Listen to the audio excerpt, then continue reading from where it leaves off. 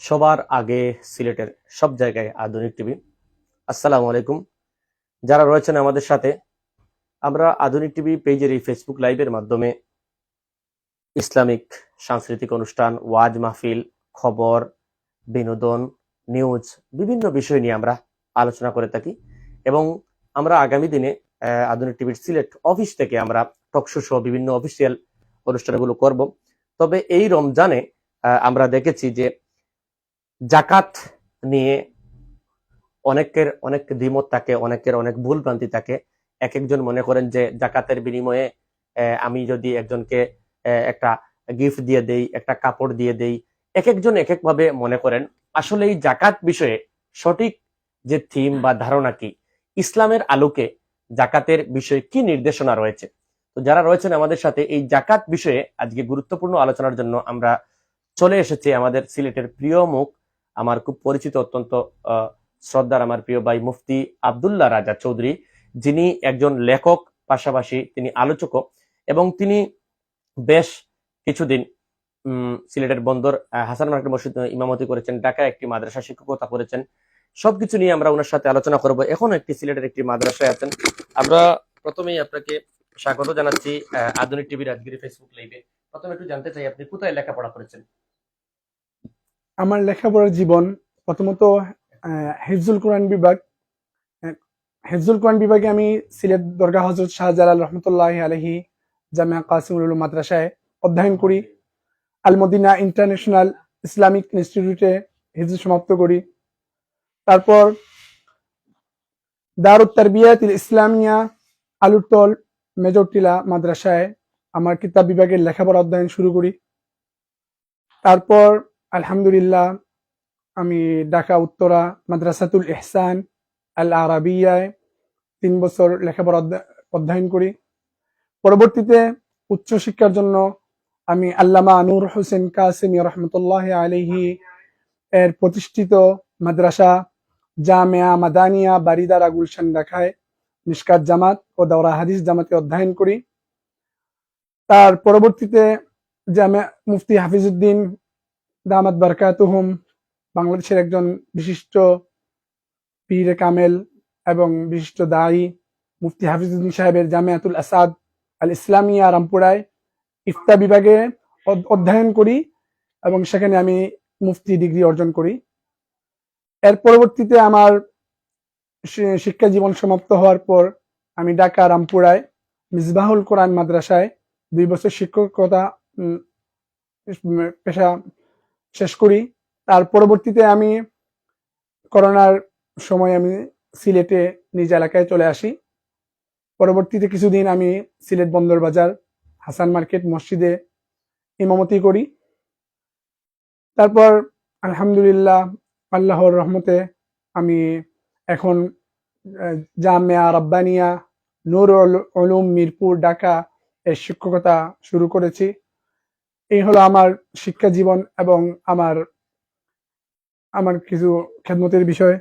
তারপর সাথে একটু সংযুক্ত করতে চাই, যারা রয়েছেন আসলে অনেকেই দেখবেন, আমরা একটু ক্যামেরা স্ক্রিনে দেখাচ্ছি দলিলের আলোকে আমাদের নামাজ, এই গ্রন্থটি যখন আপনি মূলক প্রকাশনা অনুষ্ঠান করেন তখন কিন্তু আধুনিক টিভি থেকে আমরা নিউজ কভার করেছিলাম এবং সকলকে আমরা জানাচ্ছি নামাজ নিয়ে যদি শুদ্ধ নামাজ কিভাবে পড়তে হয়, নামাজ নিয়ে কারো জানার কিছু থাকে, এই বইটি রয়েছে মুফতি আব্দুল্লাহ রাজা চৌধুরীর আমাদের নামাজ। এই বইটি কিন্তু বেশ প্রশংসা পেয়েছে এবং খুব সুন্দরভাবে এখানে নামাজ বিষয়ে আলোচনা করেছে। এবং আমরা আজকে জানতে চাই যে আমরা যে এই যে জাকাত বিষয়, একটা গুরুত্বপূর্ণ বিষয়, এই বিষয় নিয়ে আমরা আপনার কাছ থেকে জানতে চাই জাকাত কি এবং জাকাত নিয়ে বিস্তারিত আলোচনা। জাকাত হলো ইসলামের 5টি স্তম্ভ, ইসলামের মূল যে 5টি রুকন, এর মধ্যে জাকাত হলো একটি গুরুত্বপূর্ণ বিধান এবং রুকন। আল্লাহ রাব্বুল আলামিন কোরআনে প্রায় 82টি জায়গায় নামাজের আদেশ করেছেন এবং এর পরবর্তীতেই 32টি জায়গায় আল্লাহ রাব্বুল আলামিন যাকাত সম্পর্কে নির্দেশ দিয়েছেন। আল্লাহ রাব্বুল আলামিন কোরআনে বলেন, ওয়া আকিমুস সালাতা ওয়া আতুজ যাকাতা ওয়ারকাউ মা'আর রাকিঈন, তোমরা নামাজ কায়েম করো এবং যাকাত আদায় করো। এবং বলেছেন, খুয মিন আমওয়ালিহিম সাদাকাতান তুতাহহিরুহুম ওয়া তুযাক্কিহিম বিহা, হে নবী আপনি তাদের থেকে সাদাকা গ্রহণ করুন যা দ্বারা আপনি তাদেরকে পবিত্র করবেন তাদেরকে পরিশুদ্ধ করবেন। কোরআনে আল্লাহ রাব্বুল আলামিন যাকাত সম্পর্কে খুবই গুরুত্ব সহকারে নির্দেশ দিয়েছেন। তারপর পরবর্তীতে আল্লাহ রাসূল সাল্লাল্লাহু আলাইহি ওয়াসাল্লাম তারা হাদিসে বর্ণনা করেছেন যে বুনিয়াল ইসলাম আলা খামসিন শাহাদাতি আল্লা ইলাহা ইল্লাল্লাহ ওয়া আন্না মুহাম্মাদার রাসূলুল্লাহ ওয়া ইকামিস সালাহ ওয়া ইতাইজ যাকাহ ওয়াল হজ্জ ওয়াস সাওম রমাদান। এই হাদিসে আল্লাহ রাসূল সাল্লাল্লাহু আলাইহি ওয়াসাল্লাম বলেছেন, সহিহ বুখারী এবং সহিহ মুসলিম এই হাদিসটি বর্ণিত হয়েছে, বলেছেন যে ইসলাম পাঁচটি বিষয়ের উপর ইসলামের ভিত্তি। প্রথমটি হলো ঈমান, আল্লাহর প্রতি এবং তার রাসূলের প্রতি, তার প্রতি নামাজ কায়েম করা, তারপর যাকাত আদায় করা, তারপর হজ করা এবং রমাদান মাসে রোজা রাখা। এই জন্য এই হাদিস এবং আয়াত থেকে আমরা সুস্পষ্টভাবে বুঝতে পারি যে যাকাত ইসলামের একটি গুরুত্বপূর্ণ রুকন এবং গুরুত্বপূর্ণ বিষয়। এবং যাকাত যারা সঠিকভাবে আদায় করবে না, এ প্রসঙ্গে আল্লাহ রাব্বুল আলামিন কোরআনে এবং রাসূল সাল্লাল্লাহু আলাইহি ওয়াসাল্লাম তার হাদিসে কঠিন হুঁশিয়ারি প্রদান করেছেন, যা আজ আমাদের মুসলমানরা না জানার কারণে আমরা এই গুরুত্বপূর্ণ বিধান, যাকাতের বিধান থেকে আমরা আজ উদাসীন গাফেল হয়ে আছি। কেউ সঠিকভাবে যাকাত প্রদান করতে পারতেছি না।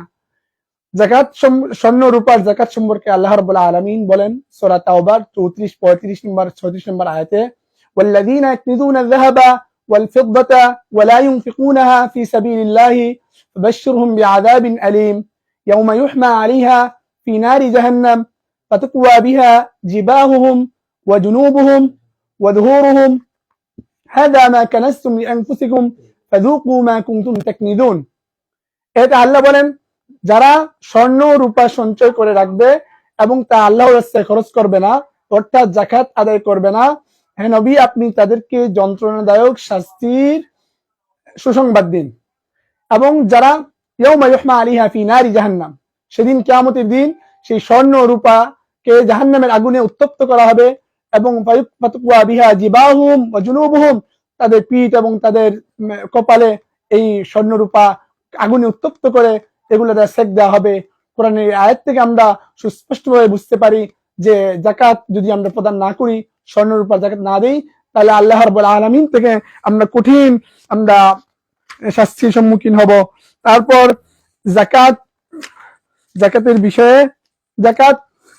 বিষয়ে আল্লাহ রাসূল সাল্লাল্লাহু আলাইহি ওয়াসাল্লাম বলেন, যাকাত যারা আদায় না করবে তার শাস্তি সম্পর্কে আল্লাহ রাসূল সাল্লাল্লাহু আলাইহি ওয়াসাল্লাম বলেন, মা মিন সাহিবি যাহাবিন, সহিহ মুসলিমের 987 নম্বর হাদিস, আল্লাহ রাসূল সাল্লাল্লাহু আলাইহি ওয়াসাল্লাম বলেন, মা মিন সাহিবি যাহাবিন ওয়ালা ফিদ্দাতিন লা ইউদ্দি মিনহা হাক্কাহা ইল্লা ইযা কানা ইয়াউমুল কিয়ামাতি সুফিহাত লাহু সাফাইহু মিন নারিন فأحمي عليها في نار جهنم فيقوى بها جنبه وظهره وجبينه كلما بردت أعيدت له في يوم كان مقداره 50,000 سنة।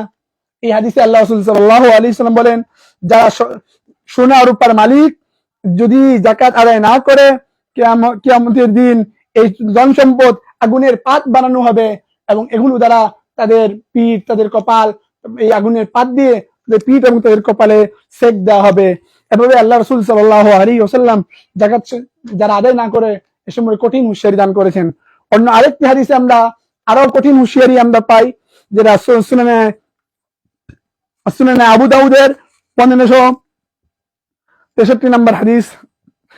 এই হাদিসে আপনার স্বর্ণ এবং রূপার যাকাত সম্পর্কে আল্লাহ রাসূল সাল্লাল্লাহু আলাইহি ওয়াসাল্লাম বলেন, আন আব্দুল্লাহ ইবনে আমর ইবনে আল-আস রাদিয়াল্লাহু আনহুমা আন্না ইমরাআতান আতাত রাসূলুল্লাহ সাল্লাল্লাহু আলাইহি ওয়াসাল্লাম ওয়া মা'আহা ইবনাতুন লাহা وفي يد ابنتها مسكتان غليظتان من ذهب فقال لها أتودين زكاة هذا؟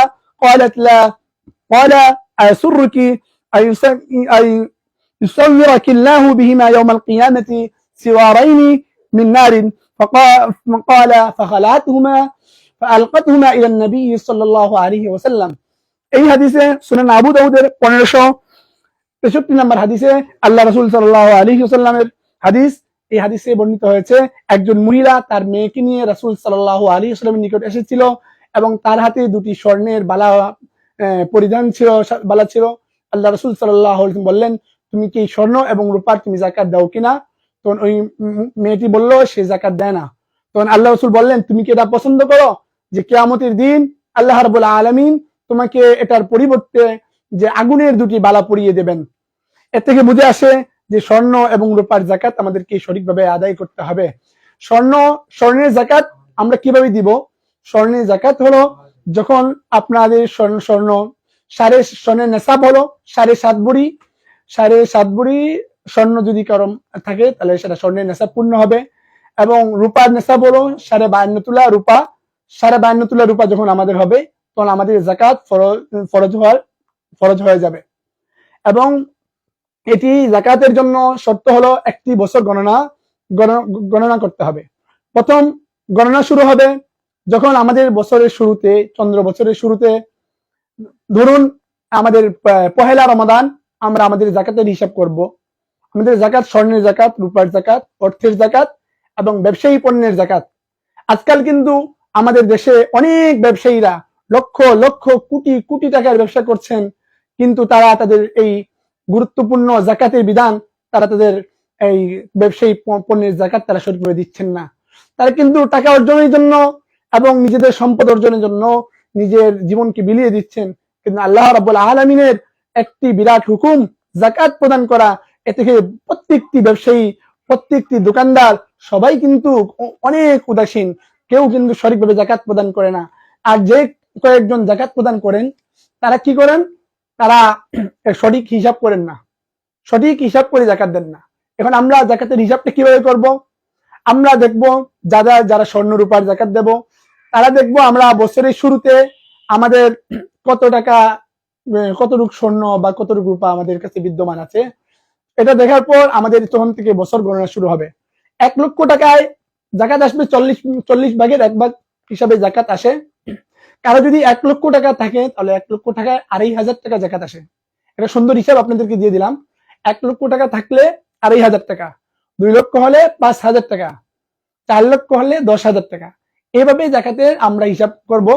আর জাকাত, স্বর্ণের জাকাত, যদি কারো কাছে 2 ভরি বা 3 ভরি স্বর্ণ থাকে এবং বছর শেষ হওয়ার পর তার কাছে 500 অথবা 1,000 টাকা যদি তার কাছে বিদ্যমান থাকে, তাহলে কিন্তু তার রূপার হিসাবে তার উপর জাকাত ফরজ হয়ে যাবে, সে জাকাত দিতে হবে। আজকাল আমাদের দেশে কিছু বিখ্যাত কিছু আলোচকরা ওরা মানুষের মাঝে প্রচার করতেছেন যে ব্যবহৃত স্বর্ণ অলংকারে জাকাত আসবে না। অথচ আমরা এই যে আগে সুনান আবু দাউদের 1563 নম্বর হাদিস, সুনান আবু দাউদের 1565 নম্বর হাদিস, এই দুটি হাদিস থেকে আমরা পাই যে ব্যবহৃত স্বর্ণ অলংকারেও জাকাত দিতে হয়।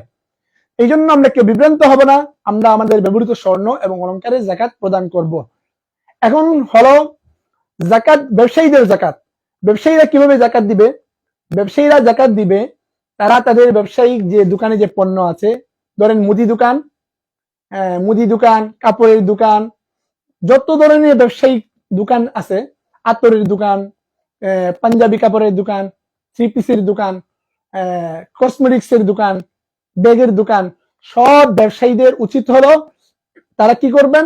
তারা ধরেন বছরের শুরুতে, ব্যবসায়ের বছরের শুরুতে দোকানে যত টাকার সম্পদ আছে, কত টাকার সম্পদ আছে সেটা সবাই হিসাব করবেন। হিসাব করে সেটা নোট করে লিখে রাখবেন। নোট করে লিখে রাখার পর পরবর্তীতে যখন আমাদের 1 বছর পূর্ণ হবে তখন আবার পুনরায় আবার দোকানে কত টাকার সম্পদ, আমার দোকানে কত টাকার কাপড় বিদ্যমান আছে, কত টাকার মুদি দোকানে মাল বিদ্যমান আছে, আমরা পুরা তার হিসাব আমরা করব। পুরাটা যখন আমরা হিসাব করে নিব তখন দেখব যদি বছরের শুরুতে আমাদের 5 লক্ষ টাকার ব্যবসায়িক সম্পদ ছিল আর বছর শেষে আমাদের এই দোকানে 10 লক্ষ টাকার সম্পদ আছে, তখন আমরা 5 লক্ষ টাকার মাল হিসাব থেকে আমাদের বছর গণনা শুরু হলো। আর যখন আরো 5 লক্ষ টাকা অতিরিক্ত বেড়ে যায় তখন সেই 10 লক্ষ টাকার জাকাত হিসাব করে আমাদের প্রতি লাখে 2,500 টাকা জাকাত দিতে হবে। আর যদি 5 লক্ষ টাকা আপনার বছর শুরুতে 5 লক্ষ টাকার সম্পদ ছিল, এখন বছরের শেষে আপনার 5 লক্ষ থেকে নেমে 4 লক্ষ 3 লক্ষ টাকার সম্পদ নেমে যায়, তাহলে আপনার জাকাত আসবে সেই যত টাকা কমে যাবে সেই পরিমাণ টাকার জাকাত আসবে। এই হলো জাকাত, ব্যবসায়িক পণ্যের জাকাত। এখন আমরা যদি ব্যবসায়িক পণ্যের জাকাত যারা দিচ্ছেন কেউ হিসাব করছেন না, কেউ জাকাত দিচ্ছেন না, হায় আফসোস, পরিতাপের বিষয় যে কিয়ামতের দিন এই সম্পদ, এই টাকা পয়সা, এই স্বর্ণ অলংকার যারা স্বর্ণ অলংকার জাকাত দিচ্ছেন না, এগুলো যখন বিষধ সাপ হয়ে আমাদের গলায় যখন পেঁচিয়ে দেওয়া হবে এবং সেগুলো আমাদেরকে কামড়াতে থাকবে কিয়ামত পর্যন্ত, জান্নাত জাহান্নামের ফয়সালা হওয়া পর্যন্ত আমাদেরকে কামড়াতে থাকবে, এই সম্পদগুলো বলবে আনা মালুকা আনা কানজুকা, এই মালগুলো বলবে আমি তোমার মাল, আমি তোমার সম্পদ ছিলাম, আজ তোমাকে আমি বিষধর সাপ হয়ে আমি তোমাকে কামড়াচ্ছি।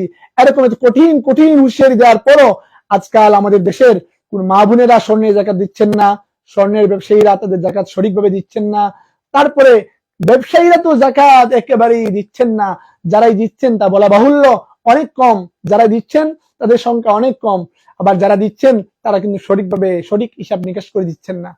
এখন আমাদের জাকাত দেওয়ার পন্থা, আমরা কিন্তু কিছু ধনী ব্যক্তিরা আমাদের দেশে ওনারা জাকাত দেওয়ার জন্য ওনারা বিশেষ বড় একটা অনুষ্ঠান আয়োজন করেন, শত শত মানুষকে লাইন ধরিয়ে শাড়ি কাপড় দিয়ে জাকাত দেন, কাপড় দিয়ে জাকাত দেন। আসলে শাড়ি কাপড়ের সাথে জাকাতের বিধানটা কেমনি যুক্ত হলো আল্লাহ রাব্বুল আলামিন ভালো জানেন। আমাদের সমাজে মানুষরা ব্যবসায়ীরা মনে করেন যে কাপড়ের ব্যবসা করেন ওনার শাড়ি দিতে হবে, কাপড়ের ব্যবসা করেন ওনার কাপড় দিতে হবে। এই বিধান কিন্তু ইসলামের কোনো নির্দিষ্ট কোনো বিধান নেই। আপনি জাকাত কিভাবে দিবেন? আপনি জাকাত দিবেন যেটা গরিবের জন্য সবচেয়ে বেশি উপকারী হবে, আনফাউ লিল ফুকারা। আপনি 100 জন মানুষকে জাকাত না দিয়ে প্রতি বছর 4 জন 5 জন মানুষকে আপনি স্বাবলম্বী করে দেন। কোন গরিব ব্যক্তিকে আপনি রিক্সা কিনে দেন, মহিলাকে সেলাই মেশিন কিনে দেন। এভাবে করে প্রতি বছর যদি আপনি 2 জন 4 জন 5 জন মহিলাকে এবং 4 জন গরিব মানুষকে স্বাবলম্বী করে দেন, তাহলে আপনার এই জাকাতের টাকার কারণে তারা স্বাবলম্বী হয়ে যাবে, তারা পরের কাছে হাত পাতবে না। এত সুন্দর ইসলামের বিধান। আর যদি আমরা জাকাত আদায় করি, তার গরিব ধনীদের মাঝে একটি ভারসাম্য তৈরি হবে, সম্পর্ক তৈরি হবে, সমাজের উন্নতি হবে, রাষ্ট্রের উন্নতি হবে। কিন্তু আজ আমরা এই জাকাতের এত গুরুত্বপূর্ণ একটি বিধান থেকে আমরা দূরে সরে গিয়েছি। আর জাকাত দেওয়ার জন্য রমাদান মাসে জাকাত দিলে অবশ্যই সওয়াব অনেক বেশি হবে, কিন্তু জাকাত শুধু রমজানের জন্য খাস না।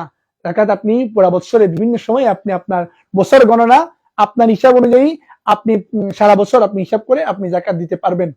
কিন্তু আজ আমাদের মাঝে এমন একটি ভুল ধারণা সৃষ্টি হয়েছে যে আমরা রমাদান মাসেই জাকাত দিলে অনেক সওয়াব হবে বিশেষভাবে, কিন্তু রমাদানের পরেও জাকাত দেওয়ার সুযোগ আছে। আর রমাদানেই যারা জাকাত দেন তারা সঠিকভাবে জাকাত দিচ্ছেন না। এই জন্য আমাদেরকে এই জাকাতের বিষয় নিয়ে খুব গুরুত্বপূর্ণ ভাবে জানতে হবে। জাকাত না দিলে কি পরিমাণ ভয়াবহ শাস্তি আছে এগুলো জানতে হবে। যারা ব্যবসায়ীরা তারা যেন সঠিকভাবে জাকাত প্রদান করেন, এবং যাদের কাছে স্বর্ণ অলংকার আছে 5 ভরি 6 ভরি 3 ভরি যত স্বর্ণ অলংকার আছে সেগুলোকে হিসাব করে জাকাত দিতে হবে। এখন স্বর্ণ অলংকারের জাকাতের বিষয়ে একটি গুরুত্বপূর্ণ বিষয় হলো এই জাকাতটা কিভাবে দিবেন। স্বর্ণ অলংকারের জাকাতের ক্ষেত্রে যার মালিকানাধীন, অর্থাৎ যার ব্যবহৃত স্বর্ণ যার কাছে থাকবে, সেই জাকাতটা আসবে বিক্রয় মূল্যে আসবে জাকাত। মানে আপনার কাছে 5 ভরি স্বর্ণ আছে, এই 5 ভরি আপনি এই বছর আপনি বাজারে নিয়ে দেখবেন আপনার 5 ভরি স্বর্ণের মূল্য কত টাকা। যখন 5 ভরি স্বর্ণের বিক্রয় মূল্য আসবে, আপনার স্বর্ণের ওই বিক্রয় মূল্য হিসাবে আপনার ওই জাকাত আপনার প্রদান করতে হবে। পরের বছর যদি 5 ভরি স্বর্ণের দাম আবার কমে যেতে পারে, 22 ক্যারেটের বর্তমান 22 ক্যারেট স্বর্ণের দাম হলো 97,000 98,000 টাকা। এভাবে এই স্বর্ণের জাকাত যখন আপনি কিনে নিয়ে আসবেন তখন কিন্তু বাজারের মূল্য থেকে আপনার মূল্য কমতে থাকবে। এই জন্য এই হিসাব করে আমরা জাকাত দিতে হবে। এবং আমরা জাকাত কাদেরকে দিব? আল্লাহ রাব্বুল আলামিন কোরআনে বলেন, ইন্নামাস সাদাকাতু লিল ফুকারাই ওয়াল মাসাকিন ওয়াল আমিলিনা আলাইহা ওয়াল মুআল্লাফাতি কুলুবুহুম ওয়া ফির রিকাব ওয়াল গারিমিনা ওয়া ফি সাবিলিল্লাহি ওয়া ইবনিস সাবিল। এখানে আল্লাহ রাব্বুল আলামিন 8টি খাত বর্ণনা করেন। প্রথমত বলেন যে সাদাকা এবং জাকাতের হকদার হলো গরিব ফকির যারা ব্যক্তি, তারা জাকাতের হকদার। তারপর বলেন মিসকিন, যারা অসহায়, যাদের কোনো সম্পদ নেই, মিসকিন ব্যক্তি, নিঃস্ব ব্যক্তিরা জাকাতের হকদার। তারপরে বলেন ওয়াল আমিলিনা আলাইহা, অর্থাৎ যারা জাকাত উসুল করবে। বর্তমানে যেহেতু জাকাত উসুলকারী আমাদের সমাজে ইসলামী রাষ্ট্র নেই, জাকাত উসুলকারী বিধান নেই, সেহেতু আমরা এই জাকাত উসুলকারী বিধানটা নেই এবং এই খাতে আমরা জাকাত দেওয়ার প্রয়োজন নেই। 4 নম্বর আল্লাহ বলেছিলেন ওয়াল মুআল্লাফাতি কুলুবুহুম। এটি ছিল ইসলামের প্রথম যুগে নতুন মুসলমান যারা থাকতেন তাদের মনোরঞ্জন করার জন্য একটি খাত ছিল, তাদেরকে জাকাত দেওয়া হতো। এই প্রথাটাও এখন নেই। এরপর বলেছেন ওয়াফির রিকাব, দাস মুক্তির জন্য, দাস মুক্তি এই প্রথাটাও যখন এখন নেই, এই খাতেও আমরা জাকাত এখন দেওয়া লাগবে না। তারপর বলেছেন ওয়াল গারিমিন, যারা ঋণগ্রস্ত। আজকাল কিন্তু আমরা জাকাত যে ঋণগ্রস্ত ব্যক্তিদের খেয়াল করি না। ঋণগ্রস্ত ব্যক্তিরা কিন্তু কারো কাছে টাকা পয়সা চাইতে পারে না। উচিত হলো আমরা জাকাতের টাকা দিয়ে এক এক বছর 2-4 জন ঋণগ্রস্ত ব্যক্তির ঋণ মুক্ত করে দেব। তাহলে এটা আমাদের জন্য অনেক বড় উত্তম এবং অনেক বড় কাজ হবে। আল্লাহ নিজে বলেছেন ওয়াল গারিমিন, অর্থাৎ যারা ঋণগ্রস্ত তারা হলো জাকাতের হকদার, তারা জাকাতের প্রাপ্তির হকদার। এরপর বলছেন ওয়াফি সাবিলিল্লাহ, অর্থাৎ যারা আল্লাহর রাস্তায় জিহাদ করে, জিহাদ করার কারণে যারা জীবিকা অর্জন থেকে বিরত, ওই শ্রেণীর লোকেরাও জাকাতের হকদার। তারপর বলেছেন ওয়াবনিস সাবিল। ওয়াবনিস সাবিল এর ব্যাখ্যা হলো এমন মুসাফির যে ব্যক্তি সফর, তার নিজ বাড়িতে সম্পদ রয়েছে কিন্তু তার সফর অবস্থায় তার টাকা পয়সা সব শেষ হয়ে যায়, ওই ব্যক্তিকেও জাকাতের হকদার, জাকাত দেওয়া যাবে। ওয়াবনিস সাবিলের আরেকটি ব্যাখ্যা হয় যেটি হলো যে আমরা আমাদের দেশে দেখি যে বিভিন্ন কওমি মাদ্রাসা, দ্বীনি শিক্ষা প্রতিষ্ঠান, এখানে অনেক গরিব এতিম ছাত্রদেরকে জাকাতের টাকা দেওয়া হচ্ছে। জাকাতের টাকা দিয়ে তাদের খাবার, তাদের লেখাপড়া খরচ, তাদের কিতাবের খরচ প্রদান করা হচ্ছে। এটি একটি গুরুত্বপূর্ণ বিষয়। আমরা কিন্তু এটা থেকে অনেক উদাসীন, অনেক গাফেল। আমরা আমাদের নিকটবর্তী যে শিক্ষা প্রতিষ্ঠান থাকবে সেই শিক্ষা প্রতিষ্ঠানে আমরা জাকাত দিব। তারপর আরেকটি বিষয়, গুরুত্বপূর্ণ বিষয়, আমরা দেখতে পাচ্ছি আমাদের দেশে কিছু বিধর্মীদের কিছু সংগঠন, ওরাও জাকাত নেওয়ার চেষ্টা করতেছে। এখন এই সব কারণে আমরা সবাই দ্বিধায় পড়ে যাচ্ছি। আমরা যে যারা দ্বীনি শিক্ষা প্রতিষ্ঠান আছে, এই প্রতিষ্ঠানে আমরা যদি জাকাতের টাকা প্রদান করি তাহলে কিন্তু আমাদের টাকাগুলো, আমাদের সম্পদগুলো উত্তম কাজে ব্যয় হবে। আমরা যদি আমাদের টাকা দিয়ে একজন হাফেজ তৈরি করতে পারি, আমরা যদি আমাদের টাকা দিয়ে একজন আলেম তৈরি করতে পারি, আমরা যদি আমাদের টাকা দিয়ে একজন হাফেজের কোরআন শরীফ কিনে দিতে পারি, কাপড় কিনে দিই, আমরা যদি একজন হাফেজের এই মাসিক খরচের দায়িত্ব নিয়ে নেই, অথবা যদি আমরা একজন হাফেজকে তার হেফজে পড়া থেকে নিয়ে তার মাওলানা হওয়া পর্যন্ত তার খরচের দায়িত্ব নিয়ে নেই, এভাবে যদি আমরা কিছু গরিব মানুষের দায়িত্ব নিয়ে নেই তাহলে কিন্তু আমাদের এই টাকাগুলো যথাযথ স্থানে প্রয়োগ হবে। এবং আরো একটি বিষয়, আমরা জাকাত আমরা নিজেদের নিকট আত্মীয়, অনেক নিকট আত্মীয় আছে, নিজেদের ভাই বোনও হতে পারে, নিকট আত্মীয় যারা কখনো কারো কাছে টাকা চাইতে পারে না, অভাবে দিনকাল পার করতেছে, এদের প্রতি আমরা খেয়াল রাখি না। আমরা দেখতে হবে যে আমাদের নিকট আত্মীয় কারা গরিব, যারা অন্যদের কাছে টাকা পয়সা চাইতে পারে না, এমন শ্রেণীর আত্মীয় স্বজনকেও যদি আমরা জাকাতের টাকা দিতে পারি তাহলে এটা আমাদের জাকাতের টাকা সবচেয়ে উত্তম ভাবে খরচ হবে। আল্লাহ রাব্বুল আলামিন আমাদেরকে এই জাকাতের এই গুরুত্বপূর্ণ বিষয়গুলো উপলব্ধি করে সঠিকভাবে আমরা যেন আমাদের জাকাত প্রদান করতে পারি, সঠিক জায়গায় সঠিকভাবে হিসাব করে এবং সঠিক জায়গায় দিতে পারি। আল্লাহ রাব্বুল আলামিন যেন আমাদেরকে তৌফিক দান করেন। আমরা সবাই ইনশাআল্লাহ এই বিষয়গুলি গুরুত্ব দিব ইনশাআল্লাহ। ওয়া আখিরু দাওয়ানা আলহামদুলিল্লাহি রাব্বিল আলামিন। দর্শক, আমরা অত্যন্ত সুন্দর জাকাত বিষয়ে অত্যন্ত সুন্দর গুরুত্বপূর্ণ আলোচনা শুনলাম এবং আশা করি আমরা এই কথাগুলো মেনে চলবো এবং আমাদের জীবনে যে গুরুত্বপূর্ণ বিষয় হচ্ছে মুসলমান যারা রয়েছেন আমাদের জাকাত একটি অন্যতম, আমাদের সেই জাকাত বিষয়ের জন্য আমাদের ভ্রান্ত ধারণাগুলো আমরা ভুলে যাই এবং সঠিকভাবে পালন করি। এবং আমরা বিশ্বাস করি মুফতি আব্দুল্লাহ রাজা চৌধুরীর কাছে আমরা এই যে ওনার, এটি আপনার লেখা দ্বিতীয় বই, আমার ওনার লেখা দ্বিতীয় বই, সেটি হচ্ছে আমরা একটু দেখাচ্ছি ক্যাপশন ইয়ে করে, কোরআন সুন্নাহর আলোকে জাকাত, মুফতি আব্দুল্লাহ রাজা চৌধুরী। আমরা বিশ্বাস করি আপনি নামাজ, আমাদের দলিলের আলোকে আমাদের নামাজ লিখেছেন, জাকাত লিখেছেন। আগামী দিনে ইসলামের আরো গুরুত্বপূর্ণ একটি বিষয় নিয়ে আপনি বই লিখবেন, সেই প্রত্যাশা আমরা বিদায় নিচ্ছি। আমাদের জন্য দোয়া করবেন। জি ইনশাআল্লাহ। আমি ধন্যবাদ জানাচ্ছি আমাদের প্রিয় মামুন স্যারকে, যে উনি অনেক কষ্ট করে একটি গুরুত্বপূর্ণ একটি বিষয় নিয়ে আজকে লাইভের অনুষ্ঠান আয়োজন করেছেন, এবং যে দর্শক শ্রোতারা, আধুনিক টিভির দর্শক শ্রোতারা আমার এই আলোচনাগুলো শুনলেন, সবাইকে ধন্যবাদ জানাচ্ছি। একটু মেনশন করছি, আমরা জৈন্তাবুদ প্রতিনিধি লিখেছেন আলহামদুলিল্লাহ। তারপরে মামুন চৌধুরী অনেকেই কমেন্ট করেছেন, আমরা অনেকের কমেন্ট আমরা একটু পড়ি, কারণ আসলে শ্রোতারা যে কমেন্ট গুলো পড়ে সেগুলো হচ্ছে আমাদেরকে উৎসাহ দেওয়ার জন্য। আমরা তাদের উবায়দুল্লাহ লিখেছেন, উবায়দুল্লাহ কমেন্ট করেছেন, মামুন চৌধুরী, আমি নিজে কমেন্ট করেছি, এবং জৈন্তাপুর প্রতিনিধি দেখছেন আমাদের সোহেল ভাই, ওনার উদ্দেশ্যে যদি একটু সালাম দেন আপনি। যে জৈন্তাপুর প্রতিনিধি সোহেল ভাই, আপনাকে অনেক ধন্যবাদ। আপনি সময় দিয়ে আজকে এই আলোচনাটা, লাইভ আলোচনাটা শুনেছেন।